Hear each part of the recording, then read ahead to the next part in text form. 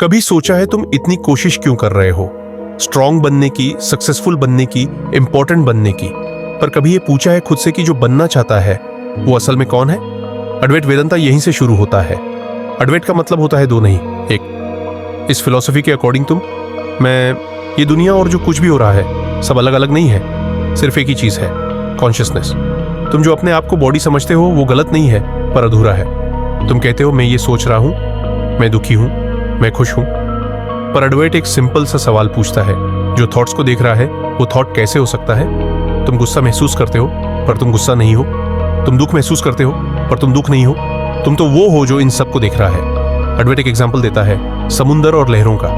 लहरें कहती हैं मैं छोटी हूं, मैं बड़ी हूं, मैं टूट जाऊंगी, पर असल में सब लहरों का सोर्स एक ही है, समुंदर। लहरें आती जाती रहती हैं, समुंदर नहीं हिलता। तुम्हारी जिंदगी में भी थॉट्स लहरों जैसे हैं, इमोशंस लहरों जैसे हैं, सक्सेस और फेलियर भी लहरों जैसे हैं, पर तुम लहर नहीं हो, तुम समुंदर हो। अद्वैत कहता है ब्राह्मण ही सत्या है और दुनिया माया है।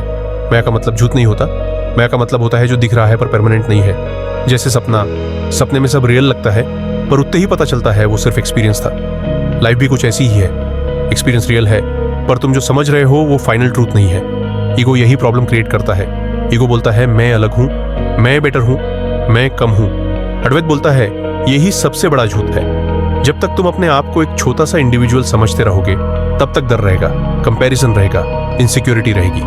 पर जिस दिन ये समझ आ गया कि तुम अलग हो ही नहीं, उस दिन फियर धीरे धीरे गिरने लगता है। इसलिए अद्वैत डेंजरस लगता है, क्योंकि ये तुम्हारी आइडेंटिटी तोड़ता है। तुम्हारा नाम, तुम्हारा पास्ट, तुम्हारा लेबल।